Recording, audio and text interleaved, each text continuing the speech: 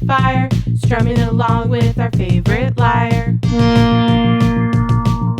Adventure call, the quest awaits, your destiny's in the hands of the fates. But never fear, we're all friends here, we'll have your back when danger's near.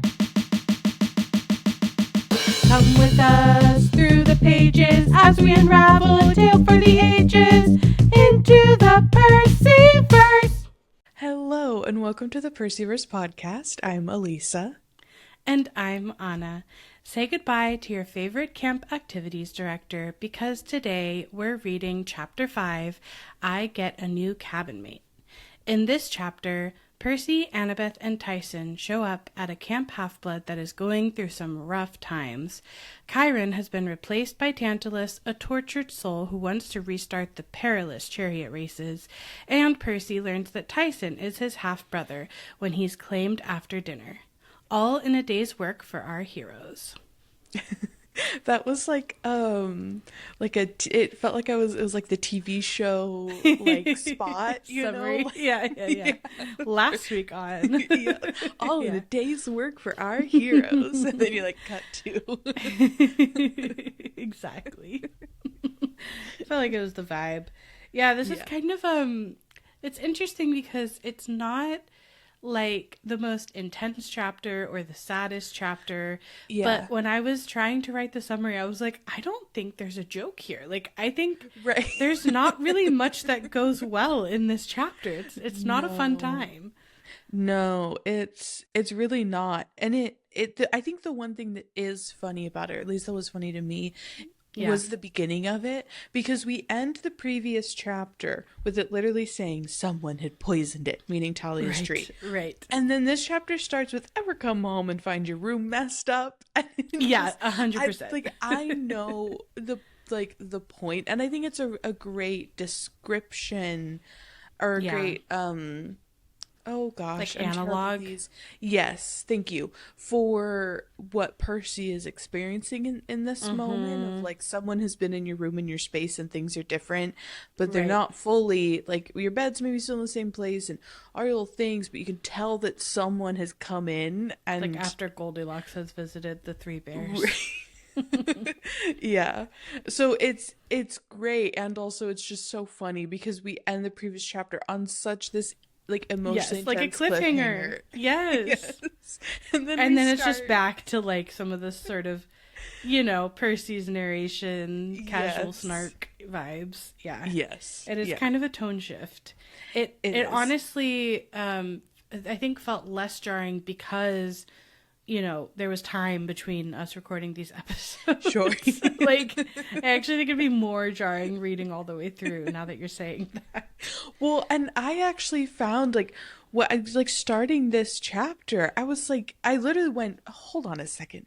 We didn't leave off on this note. Right. And I literally flipped back the page. I was like, yeah, no, we did not leave off on the note that we left off on a dun dun dun.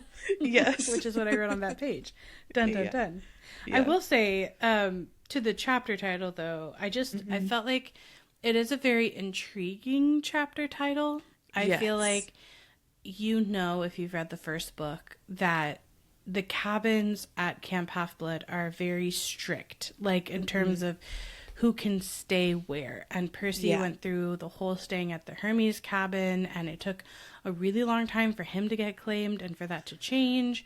So it's just really interesting, I think. And, to have a title that says that Percy gets a new cabin mate. And I don't think the first time I read through this, I was imagining that it was Tyson. Yeah, same. And it is fun because we are kind of back to, I remember we had the run of chapter titles in the first book where the ending of the chapter was revealed by the title, and it also felt really fun be coming back to that. Yeah, where you and enough happens where it's a similar thing, you kind of forget what the chapter title was until the very end, and you go, oh. You're like, right. Yes. Yeah, because really, the meat of this chapter is about essentially who's in charge of camp activities. Yeah. And what is going on with camp. That's really the meat. What is Kronos' plan this time around? Yeah. And in general, I guess the larger theme, which does fit in with Percy getting the new cabin mate, is changes at camp. And that Camp Yes. Half-Blood is not the same. It is a different place. We have a different Yep. person in leadership. The energy is off and different. And so that is in general, I feel like this chapter is like laying the groundwork for how these are all the ways in which camp is not like the camp that you remember. You know, Yeah. that the readers that you loved, that Percy loved, that Annabeth loved, like this is no longer that same camp. Yep. It's not that camp. And Percy describes it as if somebody came home to find that their room had been messed up, maybe by someone trying to be helpful, like a parent trying to clean it, but obviously doing it in the wrong way, and you can't find any of your stuff. And it's so funny because from the ADHD perspective, I read this post recently that was like how you could have like a super messy space, but someone asks you where like an item is, and you're like, oh yeah, it's under this pile of stuff, under that, on that right. chair, 3 down from that book, you know, and you would like know how to tell them exactly those things. Yeah. And yeah. so I feel like in this case, it's like in Percy's example, the helpful person like his mom has come and tried to clean, thus right. undermining the, you know, organized chaos that Percy Right. might have had before, is what he's imagining.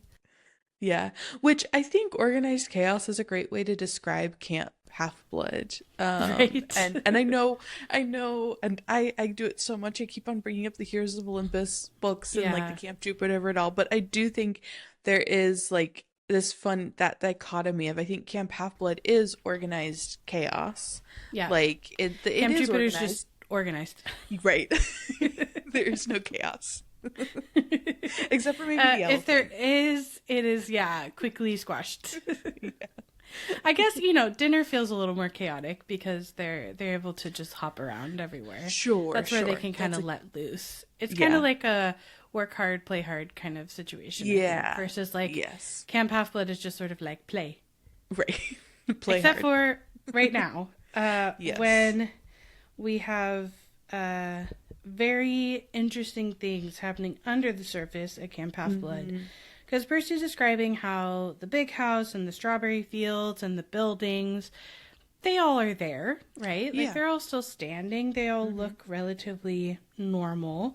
But there's an air of danger. And what is different in large part is revealed more through the actions of the campers and then some of the like Yeah. physical descriptions of the place. But people are, you know, stockpiling weapons instead of playing volleyball. Yeah. Back to that like play hard, you know, for Percy it's like at Camp Jupiter it might be normal to just like stockpile Absolutely. weapons on a Yes. random day. But Percy's like, wait, we should be having fun. Where's the fun? Right. Like camp has kind of Well- like lost the fun. And to the point of Camp Jupiter always has a patrol. They always have the sentries. Camp Half-Blood has never had, like, at least in our, Right. like, you know, this era of it, we Had a haven't regular patrol. experienced Yeah. exactly the need for a regular patrol, the need for those sorts of systems Good and point. stuff. Whereas Camp Jupiter has that. They always have Yeah. that. So it's part of just their regular routine. I think one of the starkest images for me, and examples of Camp Half-Blood's current level of peril, is at the bottom of the first page of the chapter that dryads are armed with bows and arrows. That really Yeah. struck me because I think of dryads normally as relatively peaceful. And I think in general, the fact that like the nature spirits are even preparing for some kind of conflict, Right. that feels like a really big deal at camp. Yeah, and absolutely, and even and in general, the nature being so on edge, and then also like Yes. destroyed, like the forest looks sickly, and the grass in the Yep. meadows is pale yellow, and there are fire marks on the hill. So we're also learning that like what Poison Talia's tree is not just impacting the tree, but it literally is spreading to the rest it seems of like camp. it's seeping out. Yep. So it's Yeah. not just a matter of Talia being at risk, which I think would be enough in and of itself to, Yeah. you know, warrant a quest or concern or have the campers be on edge. But as we saw in a previous chapter, it means that the barriers are weaker so monsters can get through, which is part of why there are scars on the hill. And also we're now learning the impact it has on nature, and we know from meeting the nymphs and the dryads and the naiads, like how much of, nature is embedded into Greek mythology and into camp life. And Grover has sort of turned Percy a little bit more into an environmentalist, I think, in the last book. So he's a little more attuned, I think, to nature as well. Yeah. I do have one question that, forgive me, I can't remember if we have discussed this in one of the previous chapters, but it's a question that always comes up for me when I read this book, which is, like, so Talia's tree didn't always exist, and the magical borders were always present. So how... It always makes me curious about how did the magical borders function prior to Talia's tree? And then also, how did it maybe then post Talia's tree become so intertwined that poisoning her tree then has such this like massive ripple effect through everything? Do we know for sure that there were magical borders before Talia?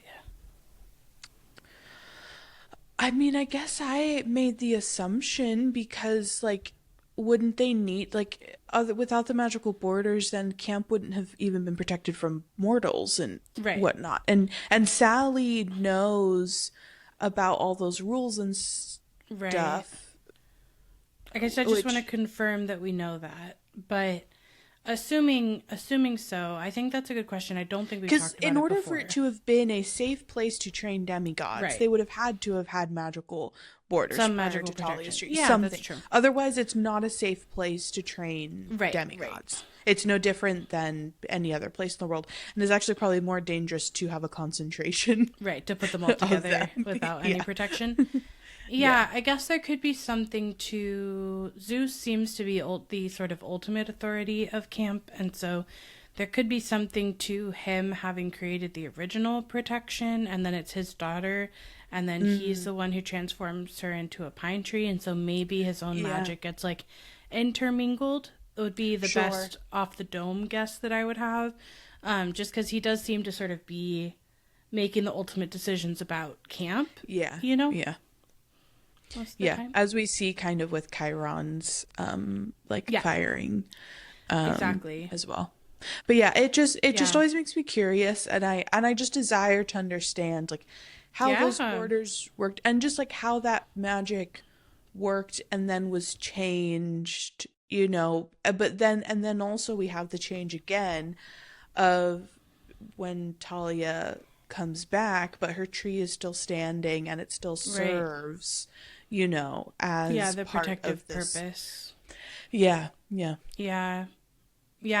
My best guess is that both of them were Zeus's magic, and so maybe they sort of were intertwined then, and maybe it was just a way of strengthening the existing borders rather than you know. And now that's why it's weakening the borders. I was just thinking it's interesting, thinking about how Kronos gets Luke to poison the tree, given that this is his friend. But then I realized that the plan is ultimately for the fleece to save her, and that, like, that would maybe be something Luke would want, would be to have his friend back. And so it's interesting to, like, track his motivation through this as well.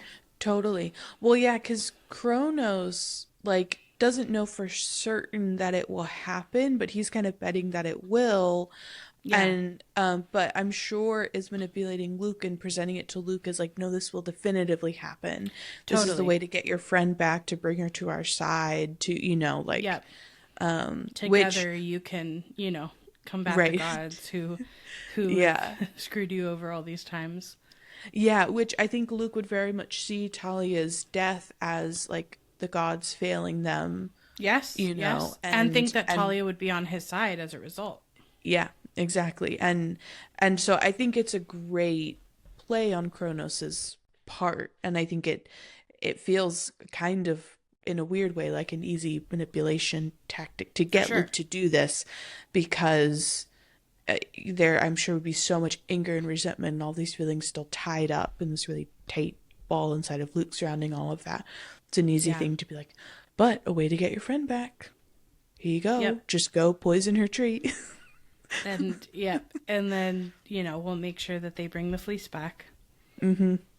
Yeah. Which is also interesting because that's tied back to his quest as well. So it is. Yeah. Kind of interesting. Yeah, mm-hmm. I feel like that's very Chronos to sort of add that extra jab at Luke along the way, you know. Yeah. Well, because Luke can't get too big, because if Luke gets too big, then that doesn't serve Chronos. So Chronos has to keep, you know, Luke and everyone else 1 foot on him. Yeah. Yes. Yeah. At all times.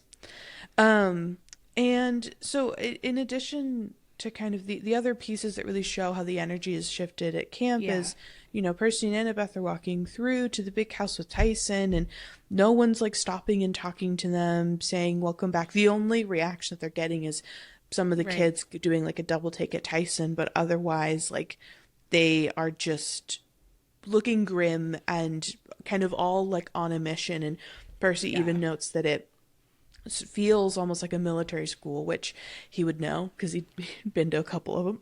I know, which I feel like is kind of a wild reveal. Like, it sort of surprises me that Sally would send Percy to a military school. Like, just the vibe of that surprises me.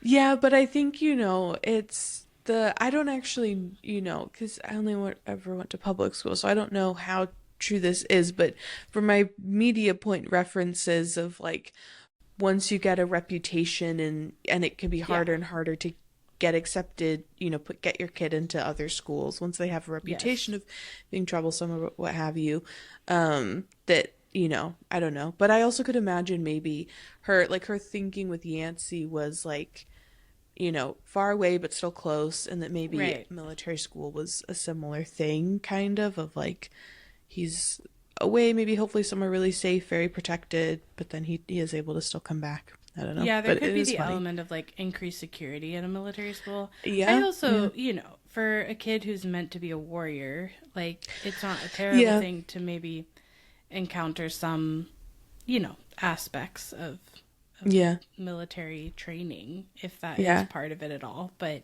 just the vibe of it is so opposite of like the school we met in this book. Yes. Yeah. And is opposite the vibe of both Sally and Percy, like exactly as people. I just feel like that's probably one of his hardest school experiences. Yeah. It did make me wonder how many Aries kids or Mars kids like end up going to military school, like out of like desire. That's such a good point. You know, oh my gosh, that would be really interesting to have a little like book about. Yeah, that's cool. That's very, very, very true. But Tyson is not picking up on any of the bad vibes. He is stoked. Tyson's having a great time. He's like, I'm in a new place. There are all these cool new things. Like, there's Pegasi, there's toilets, there's, you know, like, I'm just having a great time taking every new thing in. And Percy explains the cabins, but doesn't explain why he's alone in his. But we as the reader get that kind of reminder of the World War II pact not to have any more children, and that him and Talia, you know, were results of their parents breaking that pact. I do this think chapter. Oh, sorry. I was going to say very quickly, this chapter does have a lot of, I think, from a like stepping back as a meta perspective, I think it's a lot of great like paragraph catch-ups, you know, of like last time in the first book, just a quick reminder, like we learned this and we learned this, but they're woven in really well and really seamlessly, so they're still really interesting and engaging to read, and still serve the function of being like, hey, just a quick reminder, this is the world, this is camp, which you kind of have to do on your second book. Absolutely, but I think they're done really, really well, and they're integrated so naturally and so seamlessly into like Percy's thoughts, or like him taking in the camp and saying the big house, which looks like this, still looks the same, but the energy is off. Exactly, it's a great way to remind people of that without it feeling just like an exposition dump reminder. Right. I feel like showing it through the differences is very effective in a lot of ways. Yeah. Yeah. I feel like Tyson's reaction here is so on point for a kid who's grown up homeless to look at Percy in awe and say, you have a cabin? Like, for Percy, it at times has been like, You have a toilet? Yeah, right. Right, exactly. You have a horse with wings. For Percy, I think at times it's been like lonely to be by himself in the cabin. And so then to get like Tyson's fresh perspective on it as like, you have a home, like, and you have it all to yourself. Like, that's wild. You don't have to share like, it. This whole big house just for you. Yeah. But just to kind of like see where that Percy has a space that he belongs to, I think is like really impactful for Tyson. So I feel like that reaction was really, really spot on. Yes, I completely agree. And I think Percy's reaction to Tyson's reaction of taking it in is more like, oh, he's kind of being, more childlike about all of this. Just in awe about everything. Right. And so he's missing out on all of the undertones and the, like, and everything else that's happening. Which I think is a good lead up to how he'll react to having Tyson move in with him, because I don't, we'll read it, but I don't think Percy's main reaction is, oh, I'm so glad for my friend to finally have a bed and a home and a place to stay. That's not, like, the empathy for that isn't really there, because he's really focused on, his own, himself, basically. Yeah. And so they've made their way through camp and have arrived at the big house. I do want to make a note for this very funny interlude where Percy wonders, like, if the same thing that happened to Talia happened to him, like, what would Poseidon turn him into? And he's like, oh my gosh, plankton or a floating patch of kelp? Like, he says he has nightmares about it, which I don't doubt. Like, that kind of sucks. Well, especially after being threatened by so many gods that they will turn him into something because they're unhappy with him. That's just like the god's favorite threat. Yeah. Yeah. But I feel like, I don't know, maybe like a nice sea creature or something, or maybe I don't know, but that is it. Well, I think he thinks of plankton and kelp because Talia was turned into a plant, not a creature. Yes. Yeah. So yeah. That's rough. But it's a funny kind of little, like, brain spiral, like thought spiral that his brain goes down. It is. Yeah. Before we arrive to Chiron at the big house, packing up all of his things because he has indeed been fired. Real big bummer. This is like what you don't want when camp is under attack, is to learn that now Chiron is leaving. Yes. And we get, like, Annabeth is deeply upset, and Percy is as well. Of course. And Tyson is just kind of in the background, basically. Again, he's just like in permanent awe of everything. He's seeing brand new things, and he's just kind of excited by it all. And whereas Percy and Annabeth are quite upset. And this is where we get the clarification from Chiron that basically someone had to take the blame. Zeus was upset because the tree, and I underlined this wording, the tree he'd created from the spirit of his daughter was poisoned, and that Mr. D had to punish someone. So I was kind of noting all of the language around the description of Talia's tree for those little nuggets of, like, oh, the spirit of his daughter. So the spirit of his daughter lives in the tree. Like, all the little things that can hint to, like, and she shall return. Like, you wouldn't pick up on. Because we haven't seen anything like that before. So we're not thinking it's necessarily possible, especially the way the story has been told to us prior. But I do think there is one little note I wanted to make of an example of Percy's narrative voice sort of being how the exposition is brought in a funny way. Where he says, I guess I should mention Chiron is a centaur. Oh, it's like, I guess I should mention, just sort of like offhandedly.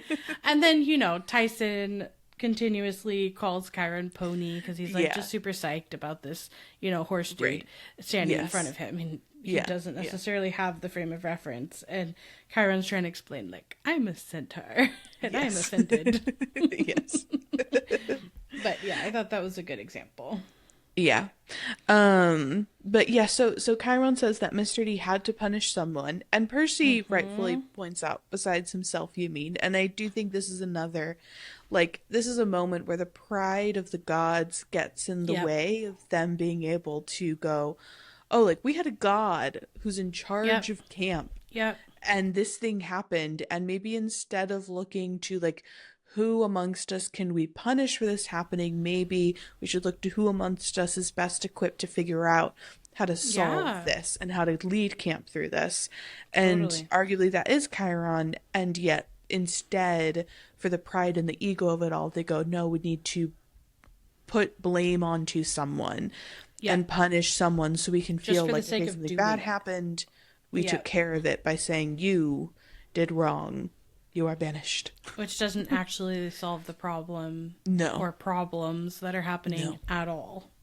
Yeah, it does not. And then Chiron does give us some important information about the poison. So we learn that it's something from the underworld that Chiron has never seen, and it must have come from a monster quite deep in the pits of Tartarus. So Percy immediately then is, of course, like, okay, so this is Kronos. Like, we know for certain. And Chiron is a kind of, he's like, perhaps, maybe, he's not too kind of, I don't know, keen to, like, thrust the blame on to anyone. But he does say that he fears he's being held responsible because he didn't prevent it and he can't cure it. So it's another important piece that we learn, because Chiron is an incredible healer and, like, healed Percy from the scorpion bite that otherwise would have killed him at the end of the last book. And so it does, I think, set the stakes very well to have Chiron, this as well established, like, incredible healer, even say, it beats me. Like, I've got nothing. I don't know what it is, and I don't know, and I can't do anything. But he does then do this really funny thing that it just feels to me like when someone goes, oh, I've got a crazy story. Oh no, but I'll tell you later. You tell me, like, how have you been? And you're like, no, you can't say, hey, I've got this crazy thing to tell you. And they go, no, but you tell me, like, how's your day been going on? It's like, no, we're starting with the crazy story. With the crazy story. Because he just kind of trails off. He's like, the tree only has a few weeks of life left, unless. And then Annabeth's like, unless what? And he's like, no, a foolish thought. And it's like, Chiron, just spit it out, just or don't. Like. But he says only one source of magic would be strong enough to reverse the poison, and it was lost centuries ago. So the fleece hasn't been seen in centuries. So, not millennia. No. So, that's kind of interesting. I wonder, do we learn who the last person to get the fleece was? I don't remember if we do or not. I'm just curious, like, that story. Yeah. If it's centuries ago, Chiron knows about it. Like, who were the heroes involved in? Or were there heroes involved? Or not? Like, how did it get lost? Yeah. But Percy, of course, immediately is like, what is it? I'm going. Where can I find it? Yeah. Let's go. And then Chiron then tells him, I'm like, my guy, you know Percy's not going to do this. You just know he's not. Because Chiron tells him, like, promise me you won't act rashly. I didn't want you to come because it's too dangerous, but now that you're here, you need to stay. Like, do not leave camp at all whatsoever. And it's like, dude, Chiron. Yeah, right. It's not happening. Like, even if you were there, he would still leave. Yes, but also, you're not even there, and you know he's not going to like Tantalus. Like, that's just going to make his sort of autonomy, like, need to go rule break energy even stronger. Yeah. Well, and I think this is like the one, because in so many episodes we've talked a lot about like the Percy like choosing to be the hero, choosing not to be the hero. Right. And I think this is such a strong instance where Percy like he feels that he has to be the hero. Because, when we even get to the point where like Clarice gets the quest, like he's upset that it's not him. Yeah. And even in this moment, he's like brashly ready to go without even knowing what it is that he's looking for, where it is he actually the best equipped for it or not. He's just like, there's a problem, let's go, you know. It's almost this like, I feel like sometimes like he can get this like, okay, a thing to fix, I shall fix it, you know, like 100%. And without having and all the stop. information or and like you said, assuming he's the best one or the only one for the job. Which, you know, not always the case. And it's interesting here. I mean, he's certainly, he loves Camp Half-Blood, and Camp Half-Blood is under threat, and that's a really big deal. But he's never even met Talia. So it's kind of, you know, like Annabeth having an extra strong, you know, it's like her home, like her one true home. Yeah. And then her, like, best friend who, you know, she thinks died fully. Like, right. Annabeth would have like a really strong motivation, double motivation. But Percy in some ways, does need to sort of be the one to do the thing. Yeah. And Chiron, you know, even goes on to tell him, you know, Percy, you must not let yourself be baited into hasty action. It could be a trap of the Titan Lord. So he is trying to pass on good wisdom. Yes. But it's just sometimes you have to know, like, is this a moment where it's actually going to be processed and taken in or not? Yeah, but he has to try because he's leaving. Yeah. That's the thing. Like, he only has this chance to warn Percy. Yeah. So I think he has to. Like, I think either way, is it going to be effective? No. But, like, I think he has to try. Yeah. And I just wrote down, yes, it is a trap of the Titan Lord. And that this time, Chiron has it spot on. Like, last time, he was wrong about what he thought was happening. But this time, now that he's clued in, he's like, this could be a trap. It's a trap. Yes. And I'm like, yes, it's a trap. Yeah. I wonder what would have happened in, we like to kind of think about like different alternate universes. Like, what is the alternate universe where they don't actually go on a quest to find the golden fleece? And where nobody goes on the quest? And instead try to find a different way to just like fortify the magical borders. But like without basically like what happens if Talia doesn't get brought back, you know, because I know in the next book she's going to join the hunters and so evade the, you know, ever turning 16. But I'm kind of curious about what, that's a good question, what would happen, and especially like how would camp change, because I'm sure they'd spend a really long time having to do patrols and just like try and like stay alive and stave off the monsters. Yeah, it'd be interesting to try to see if there's another source of magic that could protect the camp, and that goes back to like how was the camp protected in the first place? Right, exactly. Because I do think we'll take Chiron at his word that the fleece is the only way to save Talia's tree. So if they don't go for the fleece, Talia's tree dies, Talia dies. Yeah. Like, I think that happens. It would be interesting to know if, like, her body would still, like, show up somehow, like, she'd officially die or not. Like, that could be interesting. Right. Does the tree itself die? Like, that, I would be curious about that. And then maybe the quest instead is about a new way to protect the camp. So like, what does that look like? And then I'm also trying to remember if Talia does anything in future books that then wouldn't happen. Like, is there anyone she saves? Or, you know, like, I'm curious about the ripple effects of like not having Talia at all, not having her as a hunter, that kind of thing. Yeah. The next book would be very different. Yeah. Because Talia's all throughout the next book. Like, would Bianca still die? Like, would Percy just go on the quest? I just, you know, there's things I wonder about. Yeah. The next book, for sure. It would be very interesting. Well, might need to think about that one a little bit. That'd be interesting. And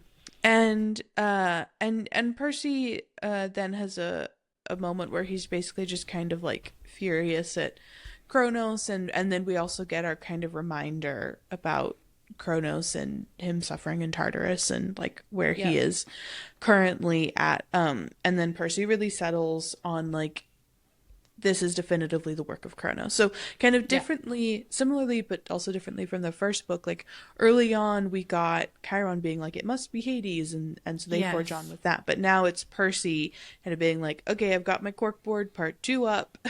Yeah. And I feel pretty certain, and everyone's right, that it is Kronos, and, you know, Chiron is the only one who's really fully able to see, like, and it's a trap. Yeah, Percy's just not really, he's like, I don't care if it's a trap. I'm still going to save Talia. Like, yeah. He's not, I'm going to say Percy is not a chess player. No. Kronos is a chess player. Yes. Chiron could be definitely a chess player. Yeah. Annabeth for sure could be a chess player. Yeah. I don't think Percy's a chess player. No. I think Percy, I don't even know if Percy's is a checkers. I'm like, I think maybe he's a Mancala. Which, that's my cup of tea too. Ahead. Yeah. Forge ahead, man. Yeah. Get all the marbles you can get. And so then we get this really interesting moment between Annabeth and Chiron, where Chiron basically just kind of places a ton of responsibility on her shoulders. Yes, huge. And just goes to her. She's crying, trying not to cry, but is crying. And Chiron basically tells her that it's her responsibility to stay with Percy. He reminds her of this prophecy that she knows of, that Chiron knows of, that Percy doesn't. And Percy does have a funny way of double checking if it's a super dangerous prophecy that has me in it, but the gods have forbidden you from telling me about it. And when no one answers, he's like, right, cool, just checking. Great. The official title of the prophecy is that. And then Annabeth, to like really point to her intelligence, is worried about, like, for Chiron, what it means for him to not be at camp anymore, because she says, you told me the gods made you immortal only so long as you were needed to train heroes. So if they dismiss you from camp, and he just like doesn't even address it, he then makes her swear upon the river Styx that she will do her best to keep Percy from danger, and she swears on it, which is our first time experiencing someone make an oath, like swear it, like actually having that live and not just being and told. Have the rumble. And I was just like, this is huge, Chiron. Like, you were making this. She's now maybe, 13? A year has passed, so she's probably now 13. Right. Making this 13-year-old girl swear on the river Styx that she is going to keep Percy from danger. Yeah, I mean, he does say, do your best. And my question here was, what counts as best? Like, how does the magic know if Annabeth is doing her best? If she's doing her best or not, Right? Like, is there some way that it could know her intentions? Right. And then the other thing is, he's, like, telling Percy, you have to stay at camp and you have to stay safe, knowing that, like, that's not Percy's vibe. Right. So by telling Annabeth, making Annabeth swear to do her best to protect Percy, he's also basically guaranteeing that if Percy doesn't listen to him about staying at camp, Annabeth has no choice but to go with him. And that's just, like...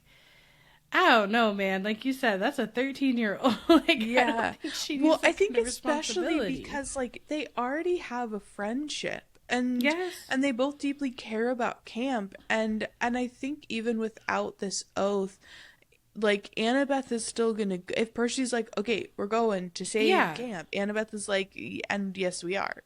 You know? Yeah, but it's just like, it wouldn't be that if she chooses not to, she would die. Like Karen could have just said, hey, keep an eye out for Percy. And Annabeth would have been like, yeah, duh. I always keep an eye out for Percy. He's an idiot. Like, that would be, you know, like, that would be totally, you know, the dynamic. But by making her swear, he's just, like, really putting her in a bind here.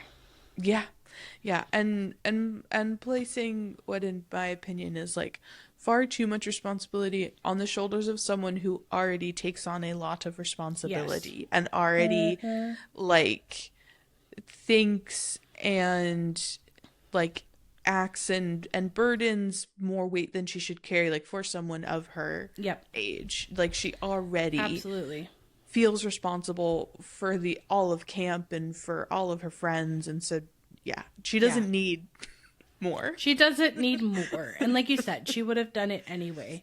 But Karen also, like you said, does not answer the question. And I think it's a good question. Like, why? Yeah. Why? I mean, if he's not training heroes, then why is he still able to make it through this book? I don't know. I think that's an unresolved important question. But he does explain that maybe his name will be cleared and he can return. And so in the meantime, he'll go to visit his wild kinsmen in the Everglades, which will be very fun when we get to meet the party ponies. Yes. And he's thinking that maybe they know of some kind of other cure for the poison tree that he's forgotten, and he'll have to stay in exile. And Annabeth is stifling a sob, and Chiron pats her shoulder awkwardly, which is kind of funny because I feel like normally he's like, you know, quite paternal and warm, and so it's like I think he feels uncomfortable because you know, he's leaving them in such a terrible situation. I'd imagine he also is probably quite scared himself, but is doing his best not to like pass that on to, because I'm sure in his mind he's probably going to the worst case scenarios of Talia's tree dies and like camp is overrun and I'm in permanent exile, which my best guess is maybe that basically like his immortality ends, and so I don't know if he would necessarily like drop dead that second, but that he would very quickly probably just like... He would age maybe, and... Yes, he would actually start to age, and that would probably catch up relatively quickly on him, but that would be my best guess, is that makes sense. That's a good point. I've got maybe a couple more decades if I'm lucky, maybe a few years, I don't know, to try and help this, but I can't because I'm exiled, so how can I help but without, you know, being like I'm sure he's running every possible scenario in his mind, which I think is probably also why, and he's trying to pack all of his stuff up, like I think that's why he's not as his normal kind of like emotionally open, I'm there for all the students in that way, or all the kids in that way, like energy. He's like, I've got a million things. This is a hard day for Chiron. The other thing, you know, I don't think we've talked about yet on the podcast, but the other thing that's really key here that could be in play is our knowledge that Kronos is Chiron's dad. And that's not something that has been revealed in the books yet, but I mean, if you know, if that's the reason camp is in peril in the first place, I feel like it's kind of understandable for Chiron to feel somewhat awkward in general, you know, like that's a really hard position to be in for him as well. So, you know, whether Percy or Annabeth or we know that yet or not, Chiron certainly knows that his dad is the one to blame for like all the things that are going wrong. Which absolutely plays a factor into his being fired, you know, because of him having connection. Such a direct connection. And I do think that would be a really interesting thing to, like, when we're done moving through the first 5 books, I think it'd be an interesting thing to like kind of do like a perspective on like Chiron's perspective in that family way of like it's his dad and he's having to train people to like fight his father, and his like whole goal is to defeat his father, and he's not going to get the Luke Skywalker Darth Vader moment where you know, Darth Vader comes back to the good side. Like, this is Palpatine. Palpatine is not changing his mind. Exactly. No, he's not. And just what that experience would be like for Chiron. Especially as someone who's sort of, you know, known as a leader and a mentor and a guide and wise and I think so to me that's a layer here. Absolutely. And Chiron pats Annabeth as she's stifling a sob and says that he has to entrust their safety to Mr. D and the new activities director, and that he's worried they'll destroy camp, which is a valid worry, which is also a bummer because that's what we're trying to stop in general and what you don't want the people in charge to be doing. But that's, you know, the gods issue. And that kind of reminds Percy, like, oh yeah, there's a new person. Who is this Tantalus guy anyway? But of course, there's no answer, because there's never an answer. So the conch horn blows across the valley, and it's time to assemble for dinner. And Chiron at least says that he'll let Sally know that Percy's safe, to remind Percy that he is in grave danger, which is always fun to hear as a kid hero in a book series. And he specifically says, do not think for a moment that the Titan Lord has forgotten you. So pretty ominous ending words. And then Tyson is really sad that Chiron's leaving and says, Pony, don't go. Well, and I think the other thing I just realized, to your point of like all the things that are on Chiron's mind, is he, you know, since Percy got claimed, and I think probably since the end of the last book, has been like, okay, this is the child of the great prophecy. Yeah. And so then having like camp and his training, you know, grounds like under threat, and being really concerned about the wording of it, and if Percy could be swayed, and just what, like, I feel like he's also freaking out about that a bit right now, and that's why he's being extra like hard on drilling in, like, you are in danger, don't leave, don't go, like this is bad, which is a, you know, I think it's also hard for Percy to take that as seriously when he doesn't know all the information, and he doesn't know how important he is. Exactly. And why Chiron is freaking out about this prophecy that he doesn't know about, but involves him. And you know, I don't think that would have stopped Percy from going to try and find the Golden Fleece and save Grover and all of that. But you're kind of between a rock and a hard place. And I feel like in all these fantasy books with kids, it's like, at what point do you do the big reveal of like to the kid themselves? Yeah, to the kid of like, there is a prophecy and you might die, but you also might save the world. Right. I believe Aang can save the world. Also, Percy at the end here realizes that he's forgotten to tell Chiron about Grover, which I feel like is key, both because it's important information Chiron doesn't know in order to like do anything about or give advice about. But also because, like you're saying, that will be one of Percy's biggest motivations to leave camp as well. Very much in contrast to what Chiron is telling him to do. And then we also have the layer of like, just don't tell someone with ADHD not to do something. Like, I'm just in general, like, advice for Chiron there. Don't do that. Like, that will never end well. No, it will not. Demand avoidance, people. So, that is an issue. Yeah. So we end this scene with Annabeth and Tyson crying and Percy trying to reassure them, but he's not believing it. So we end the scene on a really low note of everyone kind of feeling everybody's a bit crying, hopeless. everybody's upset.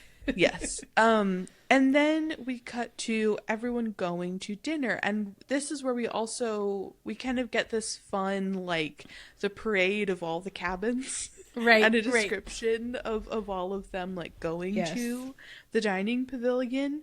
And so we learn that, and are kind of reminded of that Annabeth is the leader of Athena's cabin, and even though she's the youngest, she's been there the longest, and so or maybe not the youngest, she's not the oldest. She's just not the oldest. Yeah. But she's been there the longest. No one kind of questions her authority because of how many years she's been at camp. Well, and we get, she's got 6 beads. We go back to like learning about the beads and the necklace. Yeah.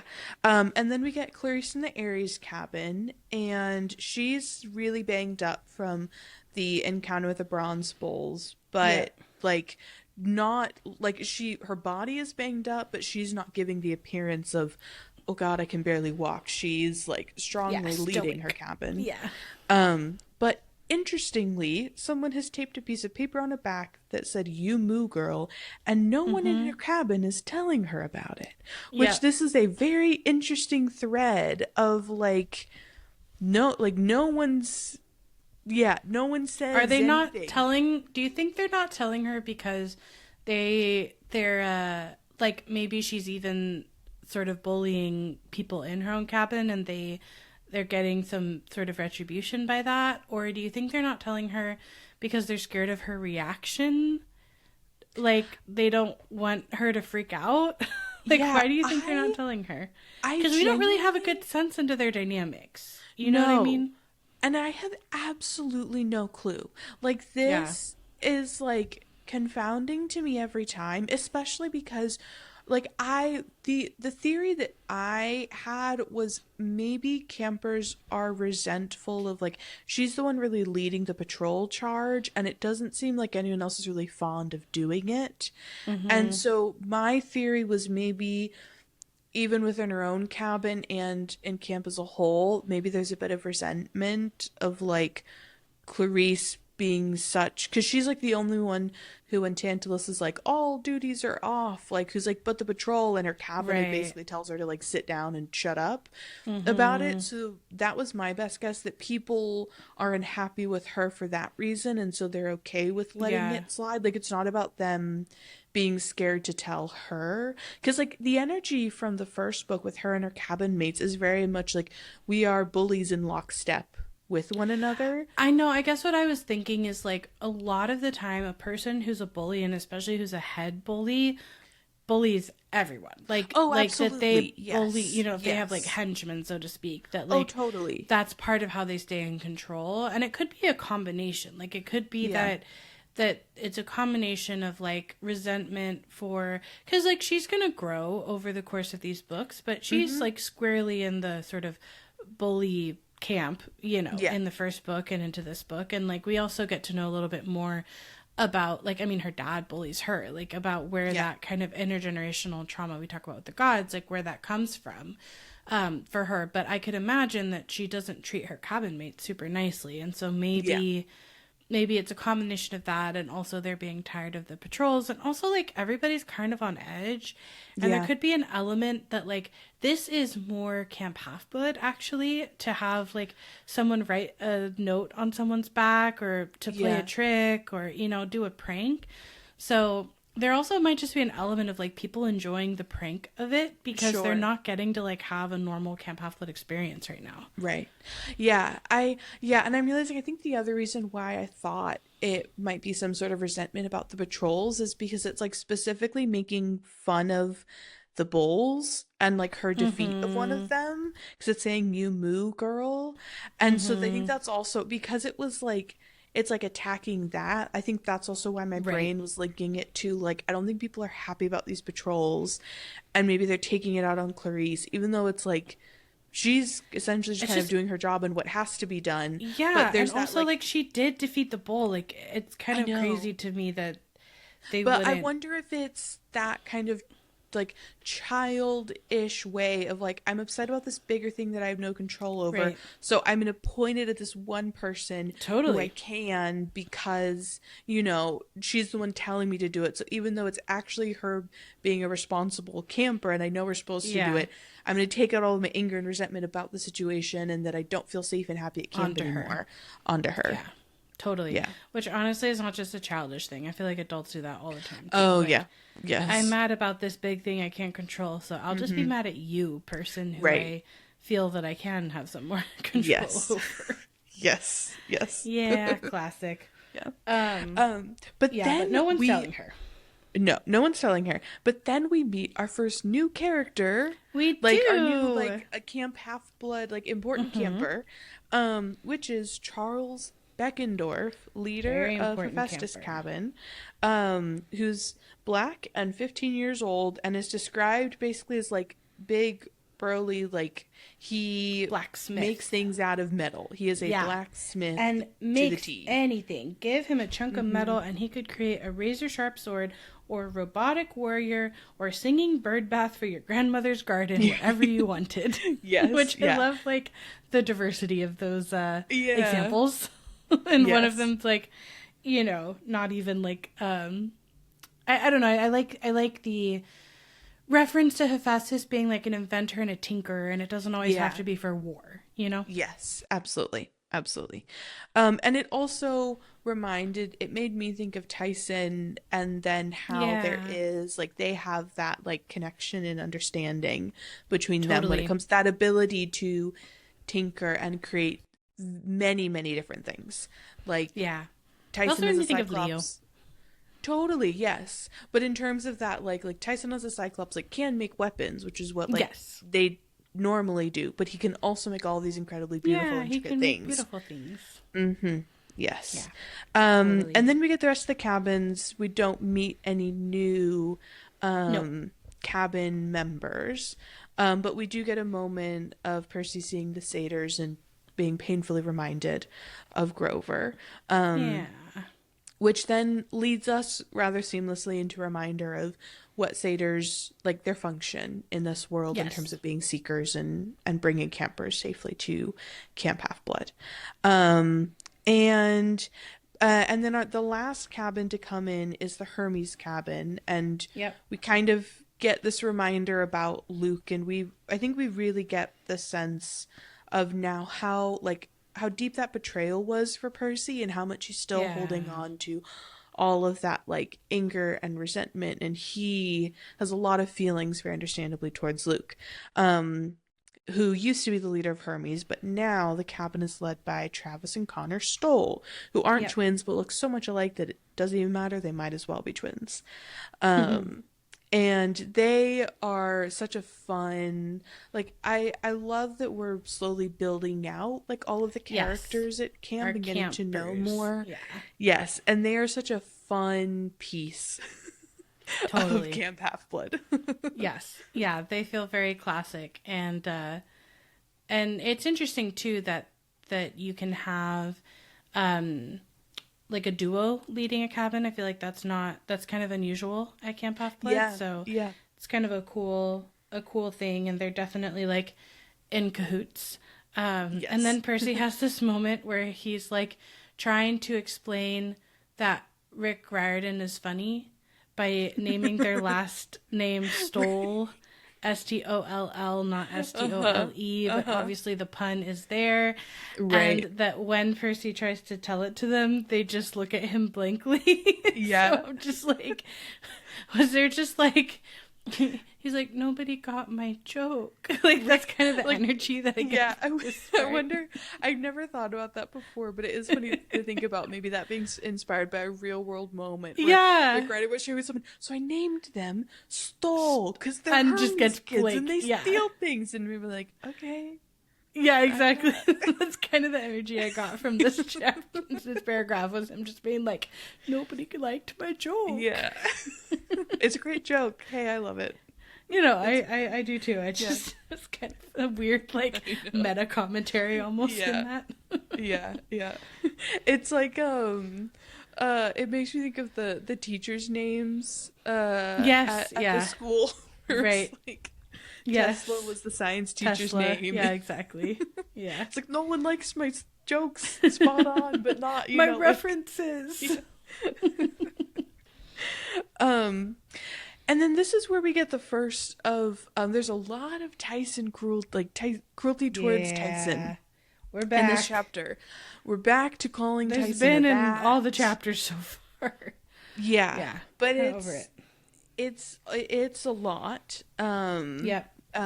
Because Percy and Tyson like walk to the middle of the pavilion, and someone just says quite loudly, "Who invited that?" Which is just cruel.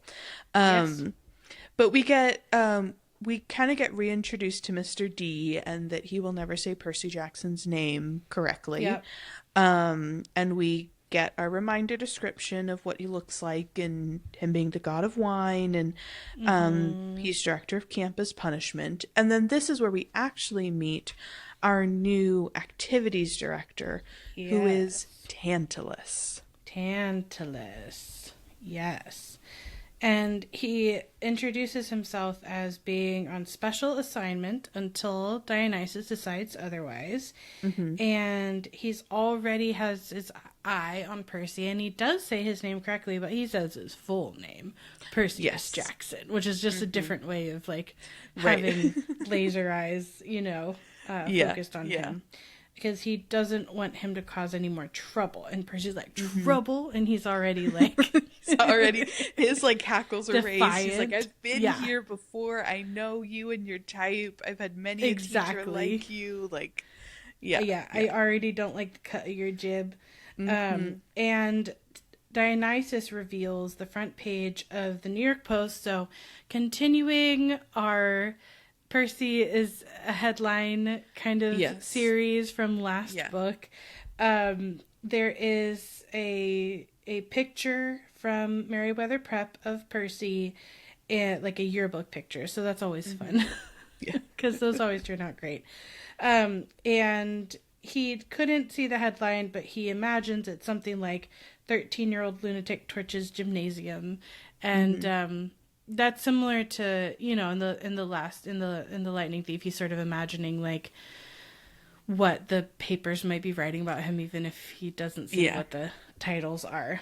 And Tantalus has been caught up probably by Mr. D about last summer in some kind of way, because he's referencing trouble from last summer, and Percy's like, was it my fault the gods had almost gotten into a civil war? It's like, how do we invert that story so much that Percy turns out to be the one who's causing the trouble, you know? Yeah.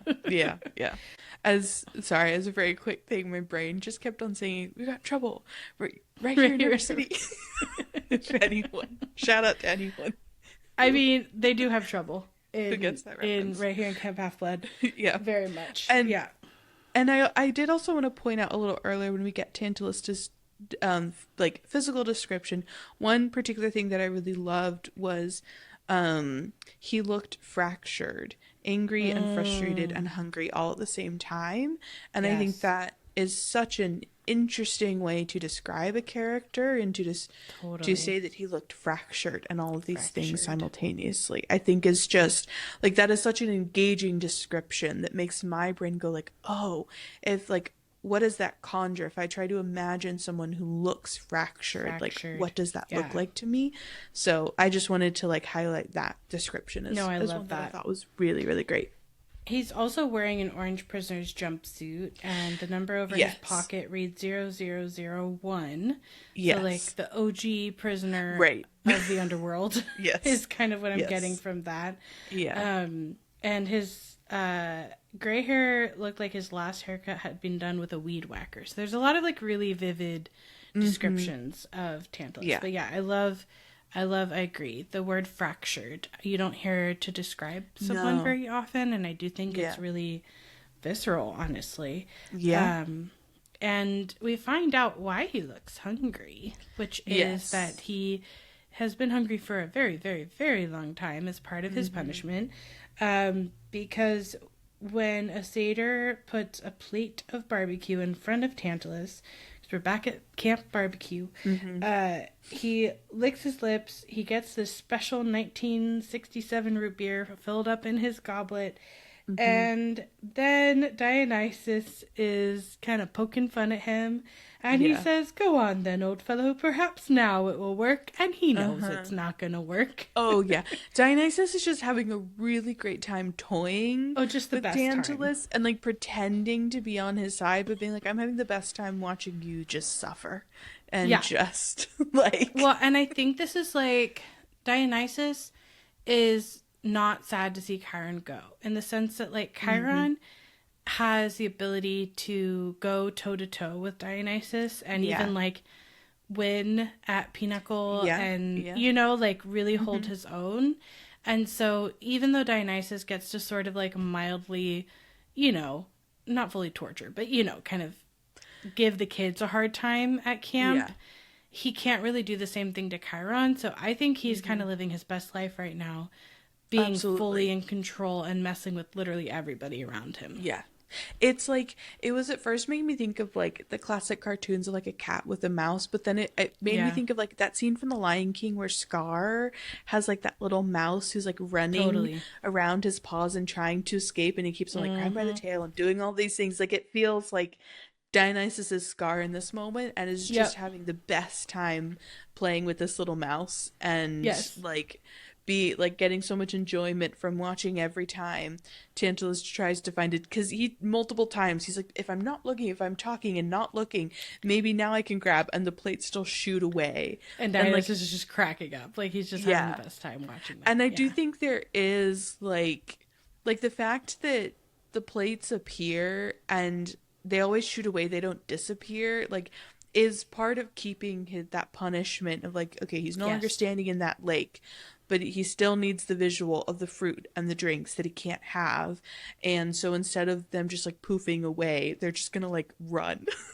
Away from do you wanna tell us a little bit about the Tantalus story since you're referencing it?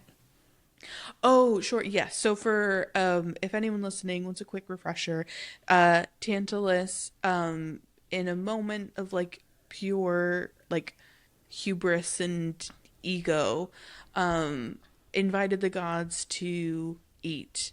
They came and he served up his son and basically thought like they won't be able to tell. They discovered, and so he was punished by having to for eternity stand in a lake looking up at like, I think it's like a fruit tree, right, and never being able to eat or drink but looking at it always. And you found a very interesting thing as well about this myth. that connects to our word tantalizing. So Tantalus being that the food and the drink, the fruit and the water is tantalizing to him. It is appealing, but just out of reach. Like he can't actually have it. Yeah. And we see this play out as he, looks afraid, but reaches his hand out hesitantly, and the glass scoots away before he can touch it. And even the few drops of root beer that spill roll away when Tantalus tries to dab them up with his fingers. So it's really every last drop. And the plate of barbecue skitters down the table and flies off the end straight into the coals of the brazier. And which I do think Dionysus... that is particularly funny because it's like, no, as the gods, we're going to take that one. That's going to be totally. It goes like straight to them. Yeah. 100%. And Dionysus says, "Ah, well, perhaps a few more days. Believe me, old chap, working at this camp will be torture enough. I'm sure your old curse will fade eventually," which I don't think Dionysus knows it's actually not going believes that at all. So we learned that it's been about 3,000 years since Tantalus has had anything to drink or eat. Yes.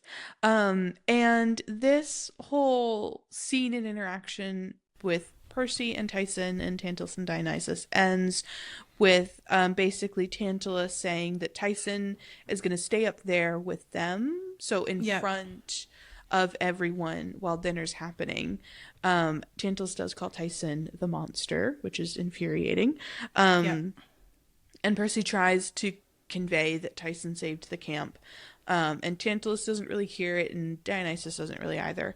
They don't really want to, I think. And Percy has a moment of knowing that he can't openly disobey a direct order from Dionysus, so he kind of reluctantly goes to sit down at the cabin 3 table while Tyson stays up front in front of everyone, but does say to Tyson before going, "I'll be right over there, big guy, don't worry, we'll find you a good place to sleep tonight." And Tyson nods and says, "I believe you. You are my friend." Yeah. And Percy then feels a whole lot guiltier, which I think it's interesting for, at this point, for Percy to already be feeling guilt. And I think it's because, like, the easiest solution is for Percy to go, "Hey, come sleep in my cabin. We're sorted. It's no problem. Stay with me." Like, that's totally, and especially when, we're about to get to it, when Tantalus is asking where Tyson should sleep, like, Percy does not volunteer himself nor his space, even though he is the one with the most space out of everyone at camp. And we talked about a lot last book how someone like Annabeth is very, very focused on the rules of the gods being sort of written in stone and not being able to break them. But we know that Percy is fine to not follow the rules. And so why would he feel like he has to follow the rules about cabins and lineages? One thing really quickly that I just have to note in Percy's initial response to Tantalus talking about not eating for 3,000 years is that we're going to keep adding, it seems, to what was on the test with Dr. Brenner, Mr. Brenner, because we have you're the spirit from the fields of punishment, and even Tantalus is a real scholar, aren't you, boy? So I think it's kind of fun that, like, even though Chiron has left, that his teachings sort of stay with Percy. Absolutely. Because it does seem that Tantalus was on the test. Yes, it does. And so we end out this dinner scene with Percy getting an olive and pepperoni pizza, going up and making an offering, and silently praying to Poseidon, and send me some help while you're at it, please. And after making that prayer, the smoke from the burning pizza changed into something fragrant, the smell of a clean sea breeze with wildflowers mixed in. And Percy goes, but I had no idea if that meant my father was really listening. And to that I say, he was, and you are about to find out. Like, he is going to send you some help. Whether or not you like the way and what he does is a different story. But I think this is the quickest, other than when you jumped into the river. This is the quickest Poseidon has ever answered one of your prayers, actually. Yes, it is. And so then we cut to the end of dinner, and Tantalus is like, another fine meal, or so I am told, which I think is funny. And he's still trying to get some food, and it's just running and jumping away from him.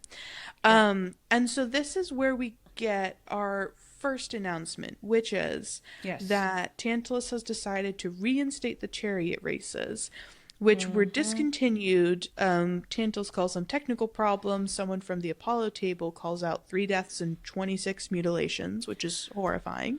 Yeah. And of course the Apollo, the healing cabin, would be like, that did not go so well. I was just like, what had to go wrong that 3 campers dying in a chariot race? Like, Chiron was still there.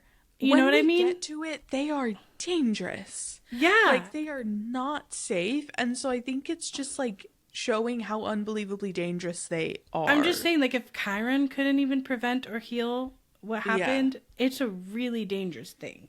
Yes. And along with that, because they're happening incredibly quickly, and the chariot races will be in teams, and they're happening in 3 days' time. Tantalus says that, like, you're relieved of all your regular activities, so everyone can prep, and that the victorious team's cabin will have no chores for the month in which they win. So like, that would, like, you would have even more desire to, like, help your cabin out, because then everyone from the cabin will benefit. It's not just, like, the 2 people in the chariot race. Your whole cabin gets a huge trophy prize for winning. And this is where Clarice speaks up and says, still wearing the sign, no one has told her about it, but some of the campers are snickering when they see it. And this is when she stands up to say, hey, what about patrol duty? Like, if we drop everything, like, we can't drop that. And this is where Tantalus, and our first kind of note of how Tantalus is going to kind of play his role at camp, as he's basically like, Clarice, you single-handedly defeated all the bulls. And she says, I didn't. And he just like goes, like, just keeps on going. It's like, oh no, you're too modest, like, don't worry, like, we're here to enjoy ourselves. And she keeps on trying to say, but the tree, but that you're not listening. And but her cabin mates pull her back into her seat. So this is where, like, I think that's also where, like I was saying before, I got that, like, I don't think people are loving, you know, I could see, like, that's an element of it for sure. I also just want to say, like, I think we talked a little bit about how Clarice showed really good leadership in the last chapter, and here, like, her instinct is not to just take the credit that Tantalus is giving her. She is worried about Talia's tree. She's like, you know, I think that we're starting to see more dimensions of Clarice's character already than we saw in the first book, which I really like. And I think what I think is really cool about Clarice is that, like, in, like, sometimes when the stress and the pressure and the moment for like anyone to basically rise to the occasion comes, sometimes we don't rise. Sometimes we do, and sometimes we don't. And in this one, I think we're really seeing that Clarice actually does rise, and she rises quite exceptionally well to the moment when she's needed, and she is able to, like, when necessary, put aside the stuff that's like the bullying, the petty stuff, and focus on what is actually most important, which is like the health, like the safety of everyone, like camp is in danger, like that is the priority. And so she really does step up here. And I can't remember if I pointed this out in our last episode or not, but I loved in the last chapter the description of Clarice looking like she was born to wear Greek battle armor. And I think just all of that, like I think we're getting such a more well-rounded picture of her, and really seeing like in the moments that she was born to step into, she does step into them and she meets the moment. And like a great leader does point out the like, hey, there's a responsibility that we can't just let go of because we don't want to do it. It's honestly very Jason in that sense. Like I think that Clarice is showing a lot of like heroism. Like all of the campers are Greek heroes, right? And so we see their heroism in different ways at different times, and she's showing already a lot of qualities of not just a good leader, but like a hero. Yeah, absolutely. And almost, I think, like a little touch in a way of like the Mars of being able to understand like those moments where that regimented discipline is needed. And it's not to say that Aries doesn't have that as all, but it feels like more of an aspect of his Mars side. Well, because she has his sort of like some of his fiery temperament and some of his bullying his like qualities, and but here she is showing a lot of like discipline. And then Tantalus says that before they proceed into the campfire and the sing-along, there's a housekeeping issue that resulted from Percy Jackson and Annabeth Chase. So he's like full government naming. Yeah. To be like, these are the two people. Be mad at these two people about this one thing.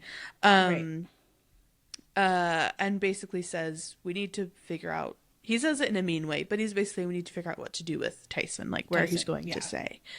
And he goes on about like how, you know, Cyclopses have this horrible reputation of being bloodthirsty, and normally he'd release it, calling Tyson a beast into the woods and have you hunted down, but, you know, maybe not, and basically until he proves he needs to be destroyed, we'll give him place to sleep, maybe the stables, but oh no, it could make the horses nervous. Like, he's just going on this horrendous tirade. But ends it with asking pointing to the Hermes cabin and asking them if, you know, Tyson could possibly stay with them.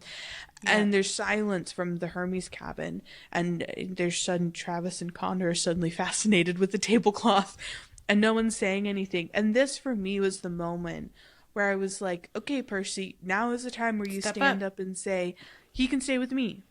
Yep. Because Like, he says that was your moment. that he understands about Hermes because they're always full to bursting. Like, he slept there.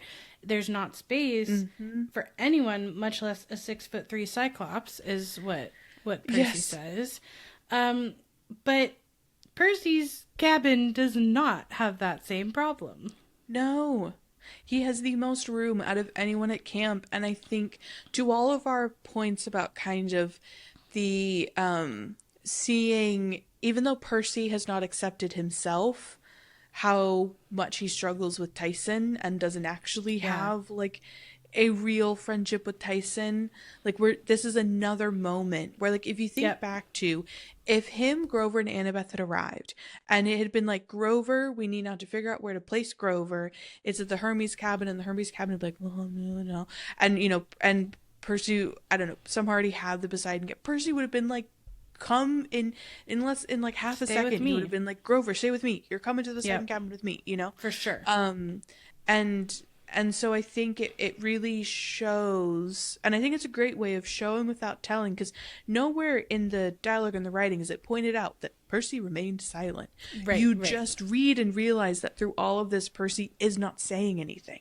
And he Yep. is not standing up. He's not saying, hey, Yes. come join me. I got a lot of room. You're my friend. Like, it's a no-brainer, you know? Exactly. Side note, do we know where the satyrs stay, like, sleep? Like, do they live at the big house or do they live in the woods? I guess I was kind of imagining the woods. I was now that made me think of the Barbie movie where it's like they're like, where do the Kens go? And they just kind of like cut to the beach, and they're like, we don't have a place to go. Yeah. I Yeah, just I guess I assumed the realized woods. I don't remember if we ever find that out. But yeah, I think just assumed that they slept in the woods. They'd want to Yeah. hang out with the naiads and the Right. dryads. They want to hang out with all Yeah. the nature stuff by the lake in the Interesting. woods. I don't know. Yeah. Yeah. Anyway. And then after one more like horrible way of describing Tyson using Yeah. words like monster, beast, where he should be kennelled, which is just like a horrific way to Horrific. refer to a living, breathing being. Everyone gasps because suddenly floating above Tyson's head is a very familiar, brilliant green light in the shape Yep. of a glowing trident. And Yep. this is when Percy remembers with a sickening twist in his stomach. So I know, again, I this underlined that a wording, lot. it's a Yes. sickening twist. Yep. Percy does not like this at all. Yep. He Nope. finds it sickening to remember what Like, Annabeth after had we're said. critiquing the way that Tantalus uses all the words, I Mm-hmm. think the word sickening is just as bad as anything Tantalus is Absolutely. saying. Yes, like to see someone who you've called this person your friend for a full school year, and Yep. then you see the symbol that says, hey, we are actually half brothers, and it gives you a sickening twist in your stomach. Yep. Yikes. That is You are not not good. friends. Yeah. And he remembers what Annabeth had said about them being the children of nature spirits and gods, well, one god in particular usually, which is Poseidon. And there was a moment of odd silence, but then rather than people kneeling and having that like moment of reverence like they did for Percy, Yep. Tantalus roars with laughter and the campers follow his lead. And everyone except for Annabeth and a few of Percy's other friends, who I'd love to know who they are, Yeah, same. laugh. And Percy says that Tyson didn't seem to notice, that he was too mystified trying to swat the glowing trident that was now fading over his head. And Percy says that Tyson's too innocent to understand how much they were making fun of him, how cruel people were, which I think is so interesting because one, like, I had so many thoughts when I read that. Like, one, Yeah. I was thinking back to, like, when Percy's like, oh, Tyson has all of these, like, massive scars running down his back, but I never asked him. And it's like, you don't Right. think Tyson knows cruelty? Like, you don't think he knows Right, how right. cruel the Cruel. world can be? Like, he's lived it, my course. guy. Like, he knows cruelty. So one, like, he's actually not too innocent. It's still to- sort of like Percy infantilizing him, which is one of the other things that he does. Yes. And then it's so interesting for him to be like how cruel other people were, even though I have a sickening twist in my stomach. Right, At the just 'cause I'm not thought and laughing out loud. realization. Exactly. Like, because I'm not doing it publicly and externally, I am not as bad as the people who are laughing out loud. When it's like, but you're having the same thoughts at the end of the day. You're having Yep. the same thoughts and you're having the same feelings. And just because you're saying them out loud doesn't mean that they're not there and that you are not participating in the same mentality as I everyone think that's else why is. he gets that guilty feeling earlier when Tyson says, Yes. I trust you, you're my friend. Because I think deep down, Percy knows that he's not Tyson's friend the way he's, like you're No. saying, Grover's friend or Annabeth's friend or anyone else's friend. Like, he knows that there's this discrepancy in how he treats him and how he thinks Yeah. about him. And so that brings up the cognitive dissonance of, like, that guilty feeling when Tyson's like, you're my friend, I trust you. Absolutely. Especially because we end with Percy saying, I had a new cabin mate. I had a monster for a half brother. So after all of these chapters where everyone else is calling Tyson monster, Annabeth, Tantalus, like literally everyone else has used the word Yep. monster to describe Tyson. And Percy's been like, oh, horror. He now is saying to internally to himself, I have a Yep. monster for a half brother. It's like that's the moment where like the kind of the mask falls off and the like, and this is really how I feel about this and the Yeah. situation really shows. And it really sets the stage for how he's going to think and feel and act, Mm-hmm. you know, immediately Yes. after. Yeah. Yeah. And Yeah. that is where we end chapter 5. That is where we end chapter 5. It's really interesting because this is a chapter where we don't necessarily advance so much plot or so much Mm-hmm. action. We've had a few very action packed chapters, and this one Yeah. feels a lot calmer in that sense. But it Totally. definitely has this sense of like disruption and unease of like Yeah. things are not well at camp. Chiron is leaving. Tantalus Yeah. is there. Like it's very off kilter. Or it puts us off Yes. kilter. It puts Percy off kilter. And it's also, I think, reveals a lot about Percy's frame of mind, as we just Mm-hmm. discussed, but even throughout the chapter. Yeah. It's a much more, I feel like, emotions focused chapter and really like the Like feeling of internal camp. experience. Yeah. Yeah, exactly. It's like that's where we're getting our momentum Yes. from, like, and our movement from in this chapter. And it's kind of like it's like the mood is set pretty poorly and then it just kind of tanks for the Yeah. rest of the chapter. Yep. And it ends and I think it is very interesting to have like Tantalus is such a like villain. Like he is like monstrous in how Yes. like cruel he is. But then I think it's there's so much of that in this chapter. But then for me reading it, it ends with me being like the most disappointed in Percy and being the most Totally. like Percy, you've let us down. Like you Yeah. became the monster. Like Yeah. which I think is interesting in a chapter with like such a cruel character Yeah. being Tantalus. I think I think it hits really hard for Percy. Like it's really hard that Percy then is participating in that cruelty, and you really have to Right. realize it as the reader because it's like, no, but you're not supposed to do that. You're the good Yeah. guy. It's like Tantalus is the Percy's not villain. that Like, different from Tantalus by the end of this chapter. yeah, Yeah, yeah, absolutely.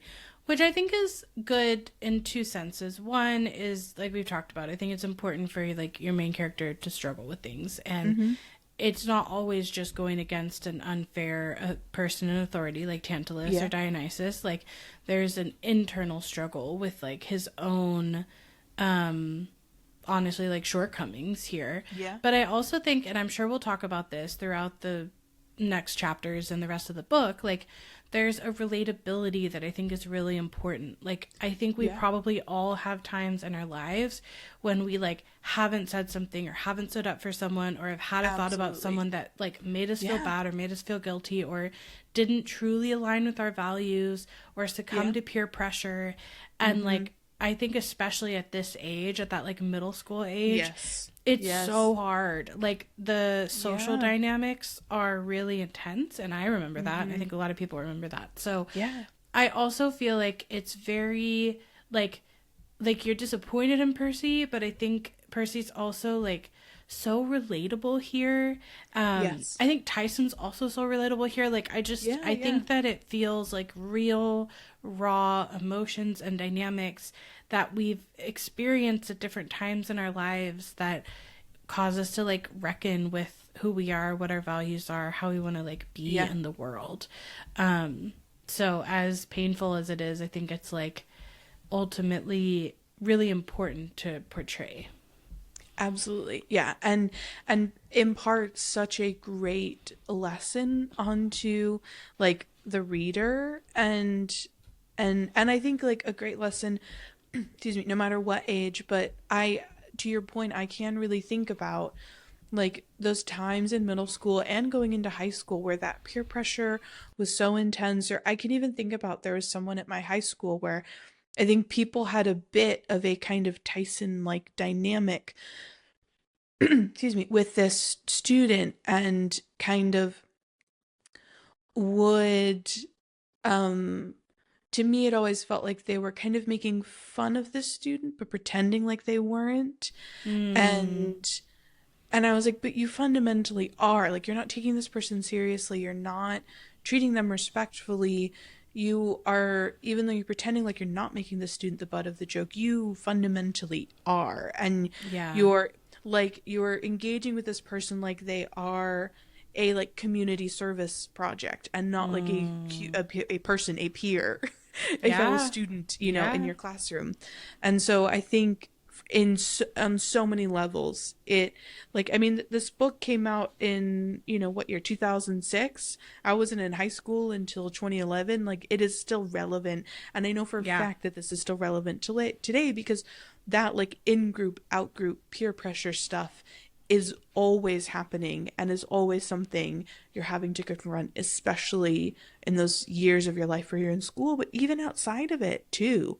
Absolutely. So it's very prevalent, it's very important. And I think, like, I remember learning kind of from Percy's mistakes and being like, okay, yeah, right, like, I'm taking notes, you know. Well, and I think too, like, the nuance, the further nuance is there's the people who are laughing here openly, right? And then there's someone like Percy who, and we've talked about this, like, has more of a pity kind of perspective. And so I think that having the different layers of reactions and being able to see yourself, like, am I the person who goes along with the joke and with the cruelty? Am I the person who's starting it? In which case you're probably, it'd be harder to self-reflect it likely and learn from this, unless it's like years later. But, or am I the person who does talk to this person or is, you know, tries to be friends with this person, but inside I'm still like seeing them as less than or different or in a way that's like pitting them or still like not having a respectful, equal relationship. And I think that's an important nuance. It's not just like black and white of like, absolutely, either you're a good person or you're a bad person, you know, like we're all living in the gray all the time. Yes, absolutely. And even to add in like the Annabeth example, it's that question of like, okay, I don't like this person. Is that dislike coming from because I had a different negative experience that has nothing to do with the person standing before me today? Or is it actually because the person standing before me has treated me poorly and I am making a correct assessment of like, yes, you have mistreated me, so my dislike for you comes from a warranted place versus does it come from an understandable but an unwarranted place of I'm putting all this other stuff that is not actually you, the person before me, onto you because you remind me of this other thing that happened to me in the past. For sure. And either way, like, just the fact that we can relate to a lot of these different experiences, I think is really powerful. Absolutely. Well, I think that's some of the biggest themes in the chapter, but is there any other final thoughts or reflections before we wrap up chapter 5? I don't think so. I think I've pretty much said everything I've got. Do you have anything else? Yeah. No, I think that last bit was important. I'm sure we'll keep talking about those themes. Yeah. And, you know, I think it was good to have a emotionally focused chapter because we're about to head back into some action, and we just came from some action. So I think it was good to take a beat and really kind of process with Chiron and meet Tantalus. Yeah.